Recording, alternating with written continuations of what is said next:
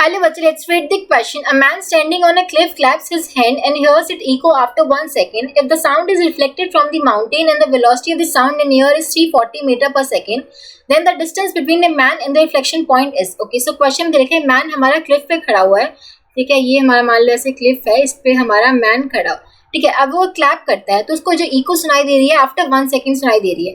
तो जो हमारी जो साउंड है वो रिफ्लेक्ट होकर कहाँ से आ रही है? माउंटेन से. ये हमारा ऐसे मान लो माउंटेन है, ठीक है. इससे रिफ्लेक्ट होके हमें क्या सुनाई दे रही है?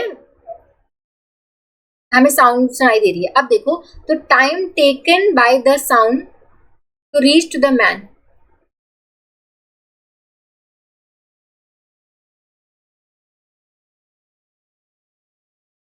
वो हमें क्वेश्चन दे रखा है 1 सेकेंड. क्लैप करने के बाद जो time taken by the sound है टू रीच द मैन, वो उसे कितने टाइम बाद सुनाई दे रही है? 1 सेकेंड बाद उसे साउंड सुनाई दे रही है. यानी कि देखो, पहले जब उसने क्लैप किया हुआ तब वे पहले गई होगी यहाँ पे माउंटेन तक गई होगी और माउंटेन से रिफ्लेक्ट होकर फिर मैन तक पहुंची होगी, ठीक है. यानी कि अगर टोटल टाइम 1 सेकेंड लग रहा है तो time taken by the sound to reach the mountain कितना होगा?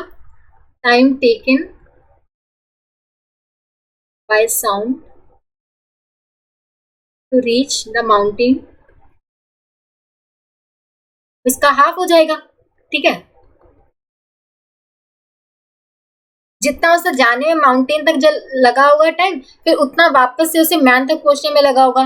टोटल टाइम तभी 1 सेकेंड हुआ, तो माउंटेन तक पहुंचने के लिए साउंड को जितना टाइम लगेगा 1/2 सेकेंड्स होगा. तो distance between the man and the reflection point, जो डिस्टेंस होगा इनके बीच में डी, वो कैसे निकालेंगे? D that would be equal to velocity of the sound into में time taken by the sound to reach the mountain T, ठीक है.